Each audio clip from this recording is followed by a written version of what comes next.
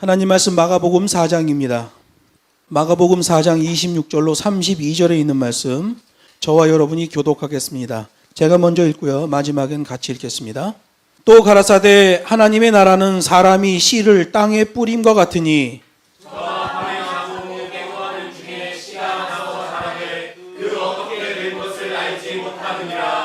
땅이 스스로 열매를 맺되 처음에는 싹이요 다음에는 이삭이요 그 다음에는 이삭에 충실한 곡식이라.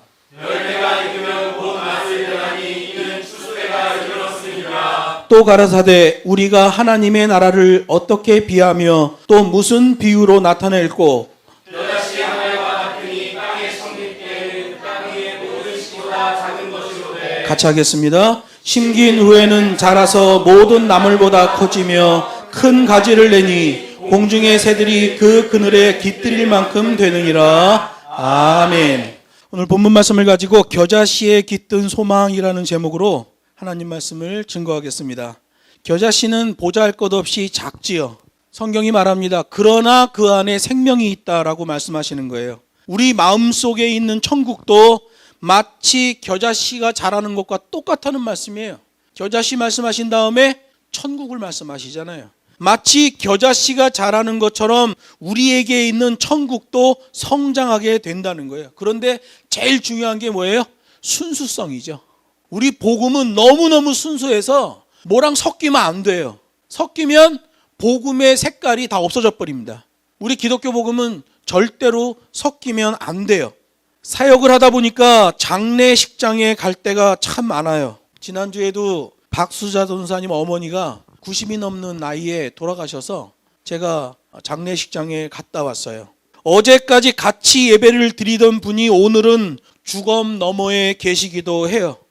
장례식장에 가면 장례용품이 즐비합니다. 죽은 사람에게 입히는 수의를 보면 삼배로부터 명주 비단까지 천차만별이고 가격도 적게는 수십 배, 수백 배를 호가하는 것도 있어요. 관짝은 어떤가요? 오동나무, 홍송, 향나무 그 형태나 가격이 하늘과 땅 차이예요. 그러나 아무리 비싼 수의, 아무리 비싼 관짝이라고 할지라도 오직 그것은 죽은 자를 위해 제작되었다는 사실이에요. 아무리 비싼 장례용품이라고 할지라도 그것은 단지 썩어지기 위해 존재할 뿐이에요. 같은 산에서 자란 나무도 어떤 나무는 건축 재료로 사용되지요. 어떤 나무는 가구로 만들어져요. 또 어떤 나무는 장례용품 관짝으로 만들어져서 어느 한순간만 존재하고 썩어버리는 것을 보게 돼요. 아무리 가난한 사람이 있어도, 아무리 누더기 옷을 걸치고 있어도 야, 너 저기 김진사댁 제일 비싼 수의 요번에 남은 게 있는데 그거 입을래? 그러면 그 거렁뱅이 거지도 아무리 비싼 수의를 줘도 수의는 안 입겠다고 합니다. 생활용품은 재활용이 가능하지만 장례용품은 재활용을 하지 않기 때문에 그래요. 그런데 장례용품이 재활용되는 경우가 딱 하나 있어요. 무당이 저주의 도구를 만들 때는 장례용품 가지고 만듭니다. 장례용품이 재활용되는 것은 그거 외에는 없어요. 돌도 마찬가지예요. 어떤 돌은 아름다운 정원석이 되기도 하고 어떤 돌은 도로 포장재로 사용되기도 하고요. 또 어떤 돌은 비석으로 사용됩니다. 여러분 그거 아시죠? 예를 들어서 무덤이 여기 있다가 저쪽으로 옮길 때 이장을 할 때 먼저 무덤에다 썼던 비석은 절대로 새 무덤에 사용하지 않습니다. 장례용품이라 그래요. 그 무덤 앞에 세웠던 비석은 이장이 될 때는 깨버리든지 아니면 땅에 묻어버리고 오는 거예요. 절대로 장례용품을 일상적인 것 안에서는 재활용하지 않는다. 왜? 그건 죽은 자를 위해서만 존재하는 것이기 때문에 그렇습니다. 인생도 두 가지가 있어요. 모두가 유일회적 인생이에요. 딱 한 번밖에 없는 거예요. 내가 이번 생애에 연습 좀 잘해갖고 다음 생애에는 정말 멋있게 살아야겠다. 그런 게 없어요. 하나님의 말씀을 보면 인생은 유일회적 인생이에요. 그렇기 때문에 자신의 인생이 생명용품으로서의 인생인지 장례용품으로서의 인생인지를 빨리 살펴봐야 돼요. 이 땅에 살아가고 있는 사람들을 보면 그냥 멀쩡한 사람 같아도 장례용품처럼 살아가는 사람들이 있더라는 거예요. 다 타인과 더불어 살아가는 인생이면 그건 생명용품의 인생입니다. 그런데 단지 자기 자신을 위해서만 살아가는 인생이면 그건 공동묘주로 향하는 장래용품 인생이에요. 장래용품은 장래용품 자체로서의 결정권은 없지요. 제작하는 사람이 장래용품으로 만들면 장래용품이 되는 거예요. 마치 성경에서 말씀하시는 토기장이 비유와 같은 거죠. 진흙이 있어요. 진흙 자체가 내가 뭐가 되겠습니다라고 결정권이 없잖아요. 토기장이가 이것은 귀히 쓰는 그릇, 이것은 천이 쓰는 그릇, 토기장이 마음에 맞게 그 진흙을 빚어서 만드는 거예요. 장래용품도 마찬가지예요. 자기 스스로 자기가 장래용품 되겠다라고 결정할 수가 없는 거지요. 같은 산에서 자라고 같은 산에서 베어져서 사용되는 나무라고 할지라도 가구가 될지 장래용품이 될지는 제작자가 결정하는 거예요. 자신의 인생을 생명용품으로 일굴 것인지 장래용품으로 일굴 것인지 자신에게 결정권이 있다는 거예요. 자신에게 자신의 인생의 결정권이 있다면 더 중요해지는 게 뭐예요? 자기의 인생을 결정할 때 필요한 잣대예요. 잣대. 쟤는 자가 필요한 거예요. 내가 이럴 땐 이러고 싶고 저럴 땐 저러고 싶고 그 장래용품 됩니다. 하나의 정확한 잣대가 있어야 돼요. 그래야 생명용품으로 일구어지게 되는 거지요. 우리나라 신라시대에 최치원이라는 시인이 있습니다. 그런데 신라시대가 이 골품 제도가 너무 심하니까 당나라로 넘어간 거예요. 지금의 장수성. 거기서 공부 많이 했어요. 그리고 최치원이 몇 년 만에 자기의 고국 신라 땅으로 돌아옵니다. 지금의 경주, 서라벌로 돌아와요.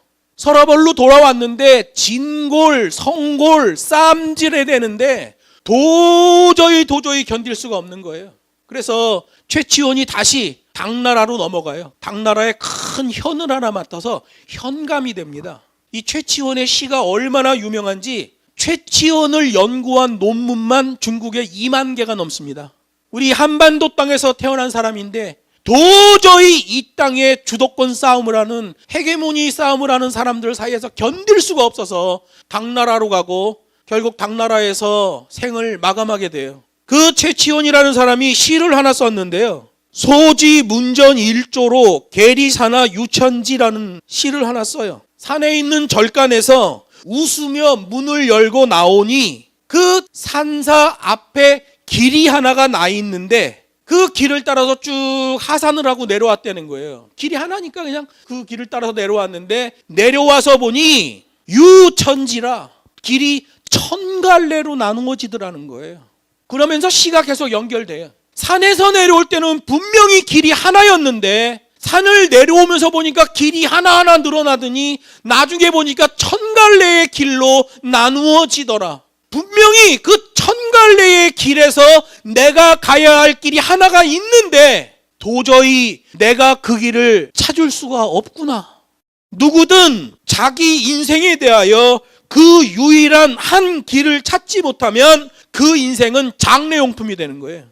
우리가 세상에 살아갈 때도 얼마나 경우의 수가 많습니까? 힘든 일도 당하고 기쁜 일도 있고 정말 인생이 낭떠러지에 떨어지는 것 같은 일도 당해요. 도저히 내 힘으로는 이걸 어떻게 헤쳐나가야 될지 모를 상황도 겪어요. 한 길로 내려와서 인생이 한 길로 가면 좋겠는데 내가 원하지 않는 길이 1000갈래의 길이 나오더라는 거예요. 그런데 그 길 중에 길 하나는 내가 가야 할 길이에요. 내 능력으로는 찾을 수가 없구나. 당나라에 유학하고 서라벌에 와서 관직을 하나 얻으려고 하는데 그냥 헤게모니 싸움을 하니까 당나라에서 그렇게 장학생으로 그렇게 추앙을 받는 큰 학자임에도 불구하고 제 고향에 와서 버림을 받은 최치원, 당나라에 가서 그 한 시를 썼던 거예요. 여러분, 시편 119편 105절이 말합니다. 주의 말씀은 내 발의 등이니이다. 이렇게 고백해요. 자기 생각, 자기 기준, 자기 상식, 자기 욕망에 묶이면 인생은 칠흑 같은 암흑에 잡혀버려요. 시편 기자가 고백했던 것처럼 주의 말씀이 내 인생의 등이 되고 내 인생의 빛이 된다는 이 진리의 말씀을 붙들어야 돼요. 길이 1000갈래로 나눠질 때 못 찾아요. 어떤 젊은이는 그러더라고. 아이, 그래도 목사님 천갈래 중에 1000분의 1 내가 갈 길 하나는 있잖아요. 1000분의 1이면 없는 거예요. 병원에서 수술실 들어갈 때 환자의 보호자가 말합니다. 선생님, 수술하면 살 수 있나요? 반반이에요. 그러면 장례식 준비해야 돼요. 2갈래 길 중에 1갈래만 있어도 장례식 준비해야 된다니까요. 1000갈래의 길에서 하나의 내 길을 어떻게 찾아요? 내 힘과 내 지식, 내 경험, 내 상식으로는 못 찾는 거예요. 절대 기준 하나님의 말씀, 캐논. 캐논은 그냥 자가 아니에요. 재는 자예요. 재는 자. 30cm 자가 있는데 어떻게 놀다가 장롱 밑으로 들어가고 손이 안다. 그러면 그 장롱 드러내기 전까지는 그 자는 무용지물입니다.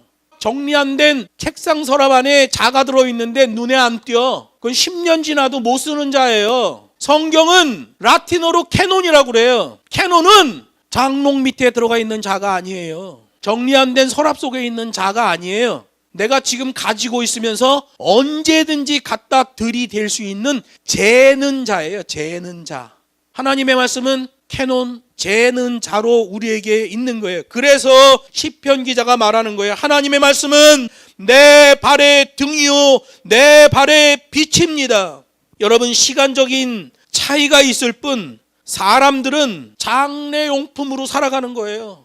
한 번 죽는 것은 정하신 것이요. 하나님이 인생들을 평가하는 기준이 있잖아요. 너희가 악할지라도 아들이 떡을 달라 하는데 돌을 줄 자가 누가 있느냐? 그거는 떡돌이 중요한 게 아니라 그 앞에 하신 말씀이 중요한 거예요. 너희가 악할지라도. 하나님이 인생들을 보실 때 다 장래용품이에요. 그런데 그 장래용품 인생을 생활용품, 생명용품, 명품 인생으로 바꾸어 주는 게 우리 하나님의 말씀이란 말이에요. 하나님은 그런 자기 기준, 자기 감성주의 때문에 장래용품이 된 인생을 재활용하여 생활용품, 영원한 명품 인생을 만들어 주신다는 거예요. 그게 이 천국의 비유이고 겨자씨가 싹이 나고 열매 맺는 것에 대한 말씀이에요. 우리 여호와 하나님은 자기 이름을 위하여 우리를 의의 길로 인도하시는 하나님이에요. 시편 23편 동서고금을 막론하고 기독교인들은 다 좋아하는 시편이에요. 여호와께서 나의 목자가 되신다. 자기 생각으로 예수님을 목자라고 생각하면 안 돼요. 길 잃은 양을 데려올 때 그 매뉴얼을 알아야 돼요. 처음에는 막대기로 툭툭 치죠. 옆으로 삐지지 않게 툭툭 쳐요. 근데 멀리 가요. 그러면 뭐 갖고 그 양을 인도해요? 물맷돌. 돌 가지고 때려가지고 매 하고 오는 거야. 그래도 말을 안 듣는다. 그러면 쫓아가서 막대기로 콧장등을 딱 때리는 거예요. 콧장등이 딱 찢어져요. 양은 콧장등 때리면 콧장등이 찢어집니다. 그러면서 피가 지 흐르면 입으로 딱 피맛이 나잖아요. 그러면 양이 깜짝 놀라는 거야. 피맛을 보면.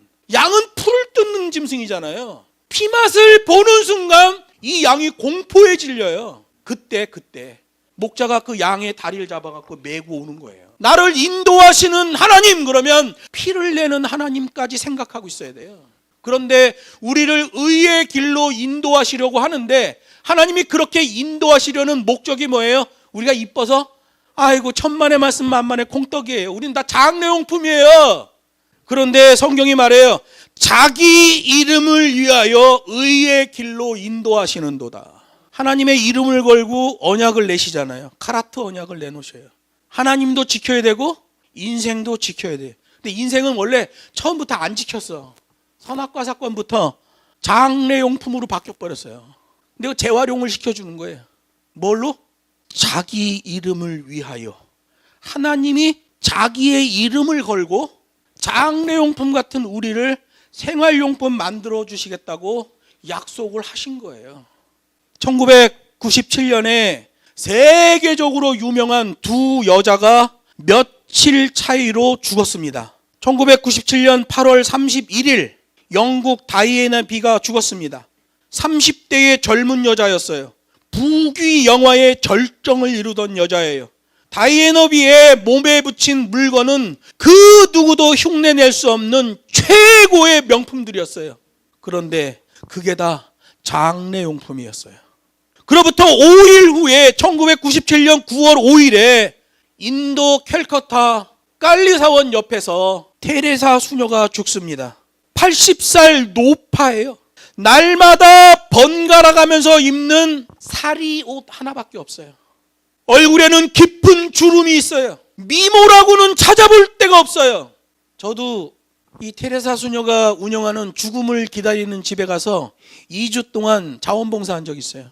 인도 캘커타 깔리사원 삼거리에 있는 조그만 병원이에요. 바닥이 그냥 흙으로 돼 있어요. 그냥 흙이 아니라 하도 밟아갖고 돌덩이처럼 된 흙이 있잖아요. 그런 데다가 가마떼기 거적 깔고 사람 뉘어놨어요. 거기는 치료하는 데가 아니에요. 병원인데 죽음을 기다리는 집이에요. 그래서 제가 거기 가서 청소하고 자원봉사하는데 청소하면서 한 환자를 이렇게 들쳤어. 이렇게 어깨를 이렇게 들쳤는데 등 쪽에 뼈가 보이고 벌떡벌떡거리는 폐가 보여요. 그런 몸인데도 숨을 쉬고 있어요. 거기는 죽음을 기다리는 집, 그런 호스피스 병원이에요. 저는 거기 가서 한 2주 정도 봉사하면서 삶과 죽음이 얼마나 가까이 있는지를 봤어요. 1997년 두 여인의 죽음. 다이애나는 너무도 화려한 여자였죠. 장례용품입니다. 80세에 죽은 테레사 수녀, 그의 선한 영향력은 지구 반대편에 우리에게까지도 생명용품으로 작용했고, 지금도 테레사 수녀의 삶은 많은 사람들에게 도전이 되고 있어요. 여러분, 우리는 어떤 영향력으로 살아갈 것인가? 자기의 인생을 생명용품으로 일구고 있는지 아니면 장례용품으로 일구고 있는지를 살펴야 돼요. 어느 한 사람의 영향력은 그 시대에만 국한되는 게 아니라 다음 시대에도 영향을 끼치기 때문에 그래요. 한 아이가 있었어요. A라는 아이가 있었어요. 이 A라는 아이는 아이스크림을 좋아했어요. 그래서 아이스크림을 얼마나 맛있게 먹는지 몰라. 그 애가 아이스크림을 먹으면 사람들이 나도 저거 사 먹고 싶다 할 정도로 아이스크림을 예쁘게 먹어. 그런데 보니까 A라는 아이가 아이스크림을 먹으면서 야구 보는 걸 좋아해. 그래서 야구장에 아이스크림 사갖고 들어가서 먹으면서 야구를 보는 거예요. 여러분, 우리 어렸을 때 아이스케키 하나 사면 이 입에도 들어갔다 오고 저 입에도 들어갔다 오고, 나도 한 입 줘 그러면 온 입에 다 들어갔다 나오잖아. 그중에 이기단 아들이 하나 있어요. 그냥 빨아먹어야 되는데 씹어. 절반이 나가. 그러면 그날만 눈탱이 되도록 싸우는 거지 뭐. 여러분, 아이스크림은 예쁘게 먹으면 그거 다른 사람한테 영향이 갑니다. 그런데 친구 B라는 아이가 야구를 좋아하는 애인데 아이스크림을 먹으면서 야구를 좋아하는 A라는 애를 보니까 자기도 아이스크림을 먹고 싶은 거야. 그래서 시간이 좀 지나고 어느 날 보니까 둘이서 같이 다니고 같이 아이스크림 사서 아이스크림 먹으면서 같이 야구를 보는 거야. A라는 애가 B라는 애한테 아이스크림 사 먹자고 말한 적이 없어요. 그냥 B라는 애는 야구 보는 것만 좋아했던 애야. 그런데 어느 날 A라는 애의 영향을 받은 그 증거가 나오기 시작하더니 둘이 아이스크림 먹으면서 야구를 보게 됐다는 거예요. 자신이 의식하던 의식하지 않던 간에 미래는 지금과 연결되어 있다는 거예요. 부지불식간에 끼치는 영향력이 있다는 거죠. 여러분, 결정적인 분기점에서의 결단이 후대에 대단한 영향력으로 나와지기도 하고, 긍정적이든 부정적이든 미래에 영향을 주게 된다는 거예요.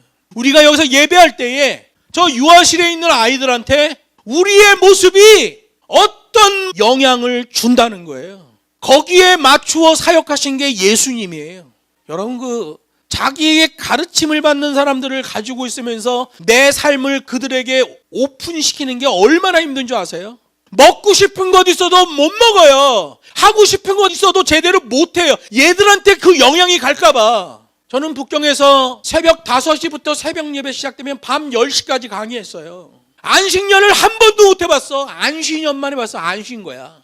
삶을 그냥 복사시켜버리는 거예요. 새벽부터 밤늦게까지 내가 숨쉬고 있는 내 모습을 그대로 복사시키는 거예요. 생활용품, 생명용품 만들려고 자기를 열지 않는 사람들이 있습니다. 장례용품도요. 투명성이 경쟁력입니다. 그래서 공산주의 땅 중국에서도 저희는 사역을 다 오픈하고 해버린 거예요. 그러니까 많이 잡혀갔죠.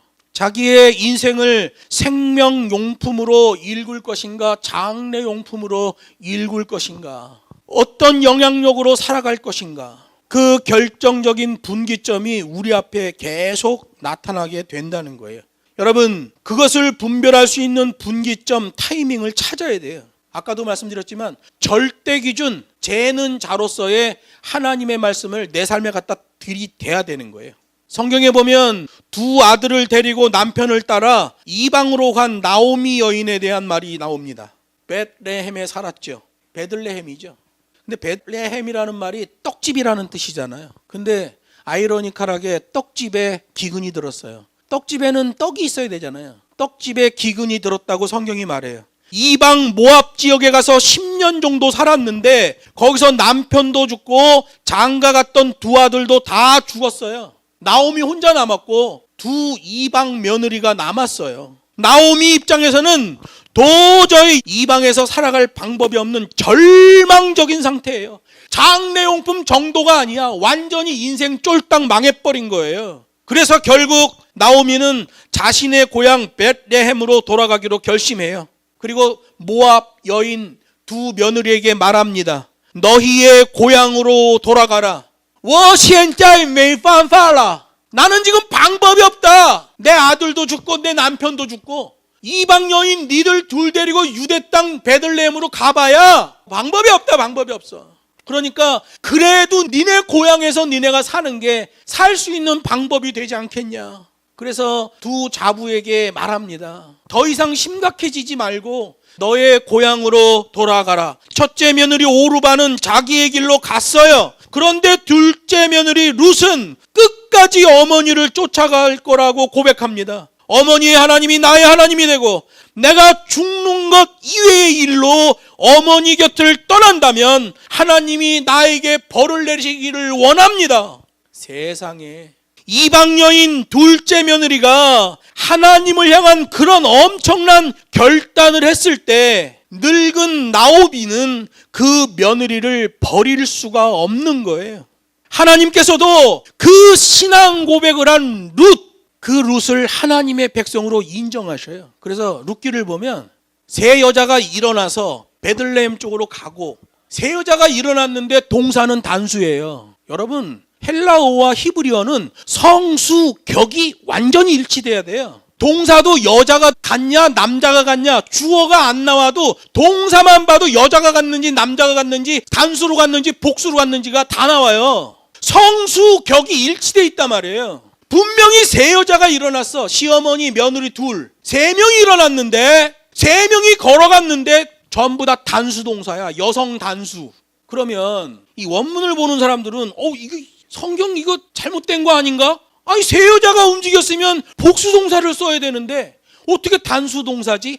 하나님은 그런 하나님이에요. 우리 하나님 뜨문뜨문 보면 안 돼. 우리 하나님 아주 깐깐하신 분이에요. 세 여자가 움직여도 하나님이 보실 때는 나오미의 동작만 인정돼요. 그래서 단수 동사예요. 그런데 룻이 하나님에 대한 신앙을 고백한 다음에 나오미가 룻과 함께 출발할 때 그때의 동사는 복수로 나옵니다. 달라요. 장례용품이 되었었는데 절대기준 하나님의 말씀, 여호와의 신앙, 그 안에서 결정을 합니다. 그 안에서 그 분기점에서 결단을 해버리는 거예요. 그랬더니 동사가 갑자기 복수 동사로 바뀌어버리는 겁니다. 그동안은 나오미의 발걸음만, 그 나오미의 동작만 인정하셨던 하나님이 이제 룻의 발걸음, 룻의 동작도 하나님의 백성의 발걸음으로 인정을 해 주시더라는 거죠. 룻의 기분으로 그런 거 고백해요? 아니죠. 룻은 유대인 가정의 며느리로 와서 절대기준 하나님의 말씀, 재는 자로서의 캐논을 쥐고 있는 거예요. 며느리가 둘이 있었는데 오르바는 가버렸어요. 둘째 며느리는 캐논, 재는 자를 손에 쥐고 있었죠. 유대 땅으로 돌아온 후에 룻은 보아스와 계대 결혼을 해요. 여러분, 이 계대 결혼이 했다고 해서 룻이 보아스랑 가서 살고 그 집에서 먹고 자고 평생을 사는 그런 게 아니에요. 그냥 잠자리만 한번 같이 하는 거야. 계대 결혼. 그 자손 중에 남자가 없을 경우에 그 집안 내에서 유력한 자가, 이게 순서가 있어요. 계대 결혼을 해서 자식을 낳게 하고 그 모든 생활비와 교육비를 죽을 때까지 지원해 줘야 돼요. 한 번 잠자리 하고. 그러면 유대인들의 입장에서는, 유대 사회 문화에서는 계대 결혼 안 하려고 발악을 합니다. 왜? 그 여자와 한 번 자는 순간 내 재산의 어마어마한 부분을 다 줘야 돼요. 그리고 그냥 계속 죽을 때까지 지원해야 된단 말이에요. 여러분, 룻이 그 모압 땅에서 벳레헴으로 온 것만으로도 이 여인은 성공이에요. 계대 결혼이 된 것만으로도 엄청난 성공이죠. 상상도 할 수 없는 자기 형님 오르바 첫째 며느리, 그 며느리에 비교해서는 개과천선한 겁니다. 보아스가 룻을 취하여 아들을 낳으니 거기까지만 기록돼도 해피 엔딩이에요. 적어도 룻에게는. 룻 인생은 그 정도 축복에서 끝나지 않아요. 성경이 증거합니다. 나오미가 그 아이를 품고 이웃이 그 아이에게 이름을 지어줬는데, 그 다음이 중요해. 다윗의 아비 이새의 아비 오벳이었더라, 이렇게 말해요. 룻이 난 아이가 이름이 오벳이에요.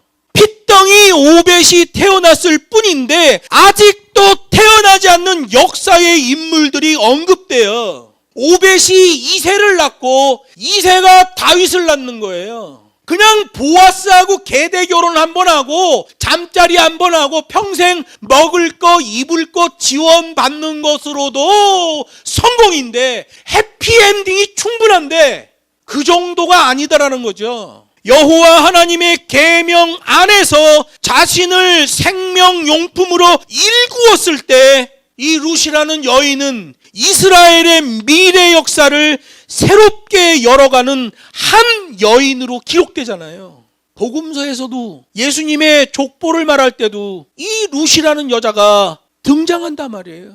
장례용품 중에서도 가장 최악의 장례용품이었는데 껄쩍지근한 해피엔딩으로 끝난 것도 아니고 이스라엘 역사를 열어가는 한 문에 사용된 거예요. 한 사람을 통하여 민족의 태가 열렸고 민족 역사의 장래가 다시 열린 거죠. 여러분, 우리에게도 미래는 기다림의 대상이 아니라 일구고 가꾸어 가야 하는 대상이에요. 오늘 내가 나의 삶을 어떻게 일구어 가느냐에 따라 나의 미래가 생활용품 또는 장래용품으로 나누어지게 되는 거예요. 하나님의 말씀은 이진법이에요. 물질과 하나님을 겸하여 섬길 수 없다. 백보자 심판 때에 양과 염소로 나뉠 것이다. 우리 하나님의 복음은 이진법이에요. 생명용품이냐 장래용품이냐, 지금 내가 어떻게 나의 삶을 일구어 가고 있는가, 지금의 내 상태가 어떤 형태로든 미래의 나에게 영향을 끼치게 되는 거예요. 지금 내가 느끼고 있는 것이 소망인가 두려움인가. 성경이 말해요. 겨자씨 하나 안에도 소망이 들어있다. 우리 안에 있는 천국도 겨자씨처럼 성장해 가는 것이다. 여러분, 성경에 나오는 위대한 신앙의 위인들을 보면 당장 그들의 환경과 삶은 장래용품 같았지만 여호와의 이름을 붙들고 여호와의 인도하심을 받고는 생명용품, 생활용품으로 그 인생이 바뀐 것을 보게 되는 거예요. 여러분, 내 인생을 진리 안에서 생명용품으로 일구려면 어떻게 해야 될까요? 죽음이 무엇인지를 아는 자가 되어야 돼요. 나오미와 룻은 죽음을 경험했어요. 죽음이라는 것을 두고 보면 죽는 사람은 오히려 편한 거예요. 남은 자가 고통을 다 껴안게 됩니다. 나오미의 남편 죽었어요. 두 아들 죽었어요. 죽은 자는 오히려 편해. 남은 자가 정말 힘들죠. 그 고통을 다 껴안고 살아야 돼요. 철저히 죽음을 경험하면 삶과 죽음의 간격이 그리 멀지 않음을 알게 되는 거예요. 그래서 인생 싱글 포커스, 내 인생을 어디에 초점을 맞춰야 되는가를 결단하게 되는 거예요.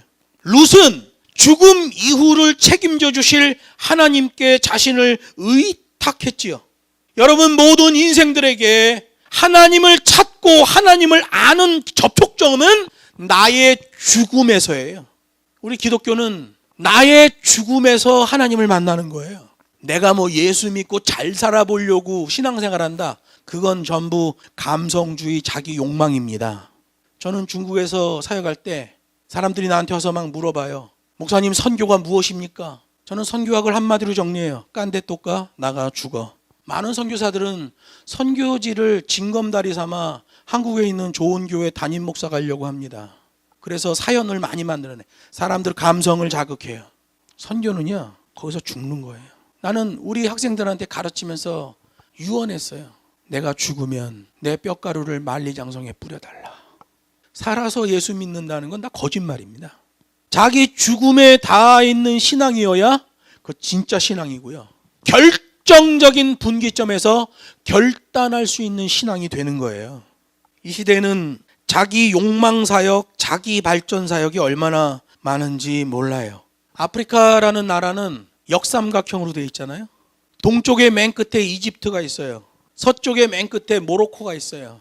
남쪽에 맨 끝에 남아공이 있어요. 남아프리카 공화국. 이집트 피라미드 무덤이 있죠.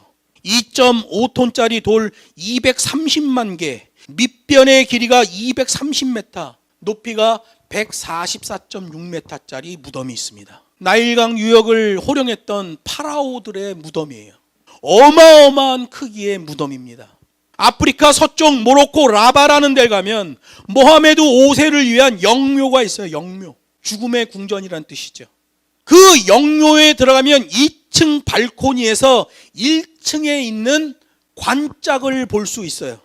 얼마나 아름다운지 바닥에 관짝만 하나 안 보이면 세계 최고의 화려함 그 자체예요. 모로코 라바에 있는 모하메드 5세의 무덤. 동쪽 끝에는 어마어마한 규모의 피라미드. 서쪽 끝에는 세계 최고의 화려한 무덤. 그리고 남쪽 끝 남아프리카 공화국에는 맨 밑에 흑인 빈민촌 속 공동묘지가 하나 있어요. 묘지라고도 부르기 어려울 만치 너무 초라한 공동묘지예요. 묘지에는 교훈이 많습니다. 형태는 다 다르나 본질은 똑같아요. 사람은 죽는다. 태어날 때는 순서가 있지만 갈 때는 순서가 무시돼요.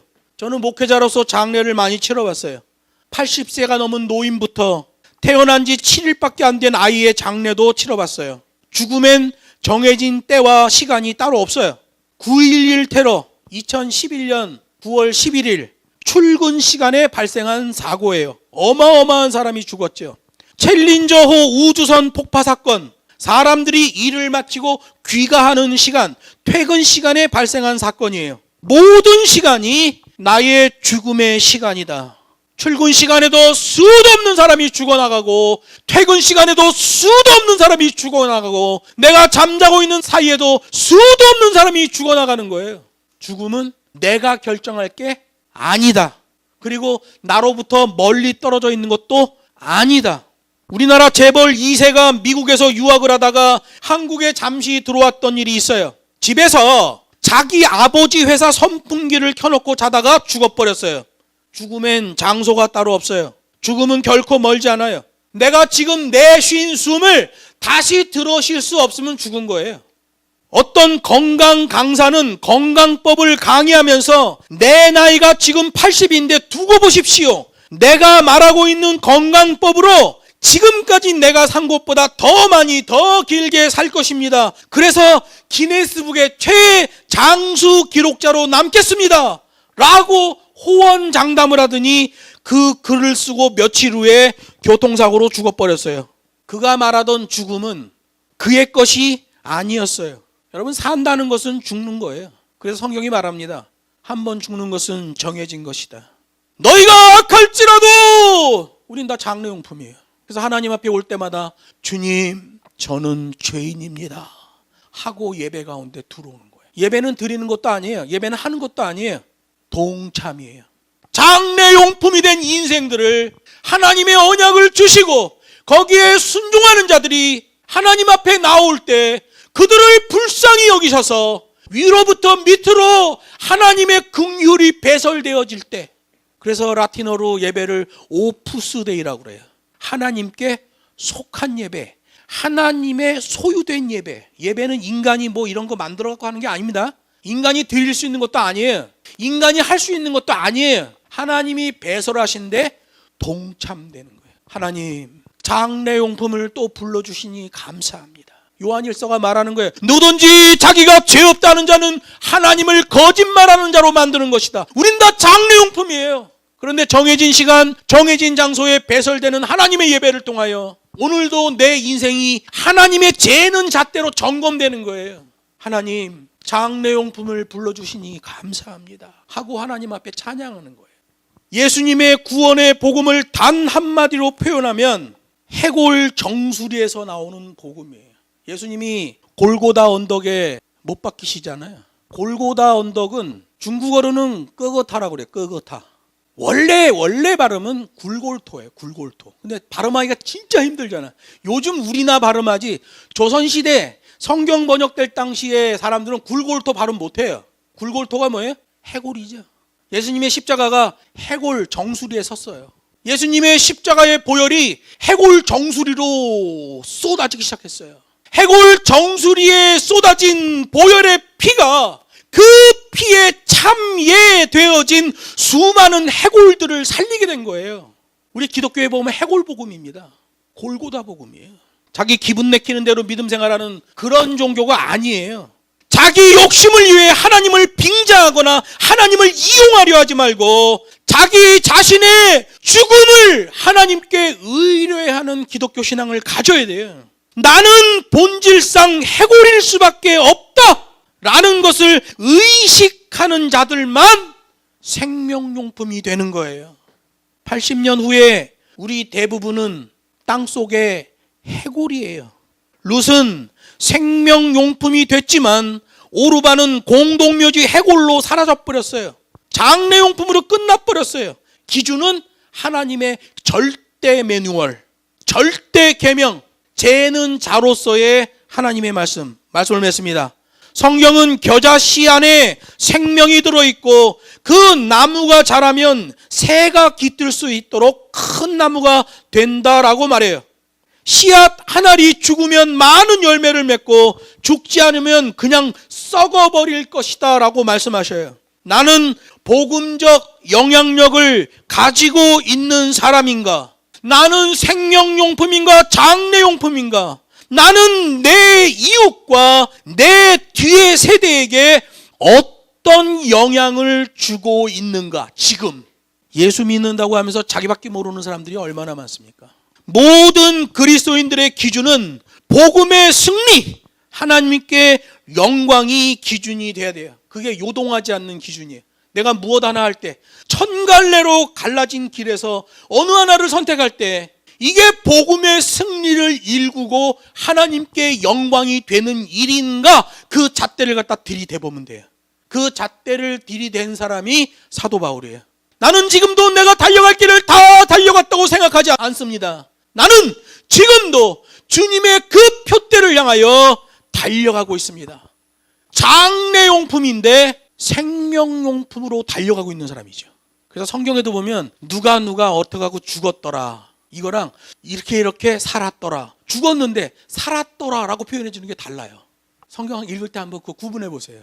어떤 사람한테는 이렇게 다 죽었더라, 어떤 사람은 같이 죽었는데 이렇게 다 살았더라, 이렇게 살았더라, 이렇게 말해요. 생명용품으로 간 사람인지 장례용품으로 간 사람인지를 성경은 정확하게 기록하고 있어요. 끝까지 겸손하고 끝까지 충성하며 이웃과 후대에 복음적 영향력을 끼치는 우리 모두가 되길 주 예수의 이름으로 축복합니다.